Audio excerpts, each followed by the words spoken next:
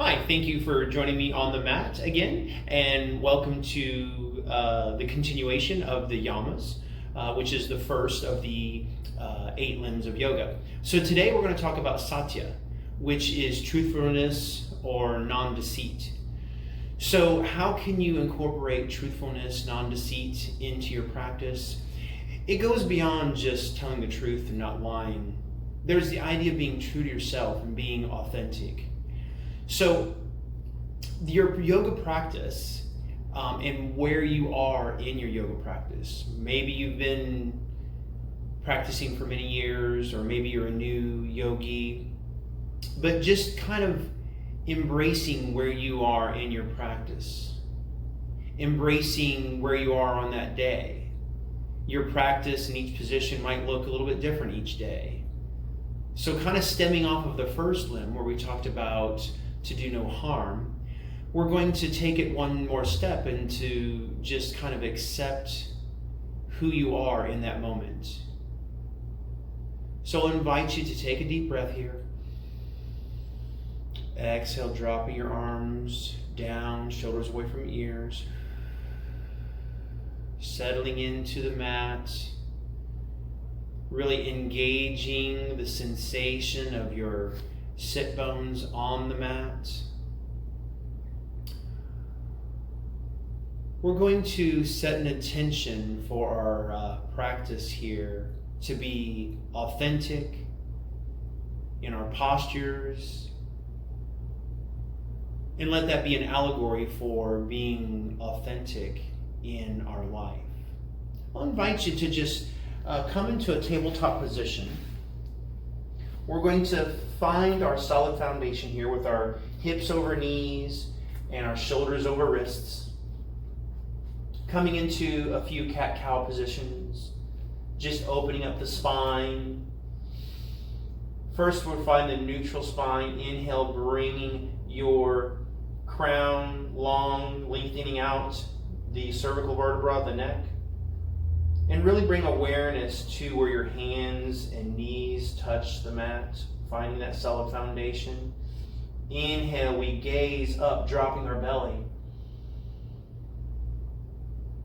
Exhale, we tuck our tailbone under, pushing through the mat, arching our back, pushing into the mat. Slowly we inhale, coming back into our sacred cow. Exhale, arching, pushing another direction. Coming back through one more time to our sacred cow. And pushing through, looking back towards between our knees into our scared cat. We'll meet back into that neutral tabletop position. Hold this for just a moment. And then slowly settle down up over our hips. Maybe bringing our toes together. Our knees can either be close together or can be far apart. And just settle into the mat. And as you're settling into the mat, just maybe try to have a perspective of being authentic today, being your true self.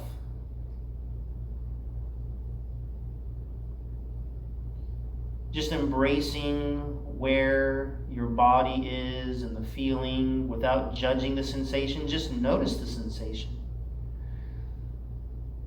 Just observe what's happening in your body.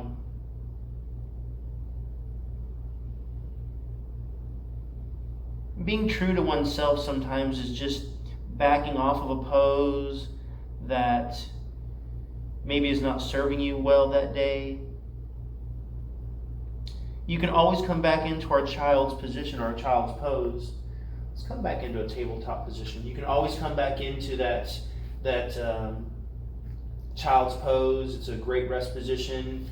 Maybe you're in a practice and they're doing down dog, way too much for you, and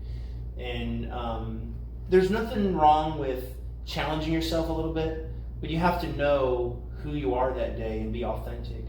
I'm going to invite you to walk your hands out in front of you, stretching out long, coming into puppy stretch.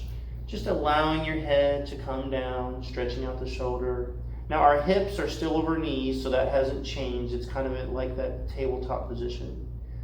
So this is a great alternative to down dog as well. It is slightly more active than the child's pose.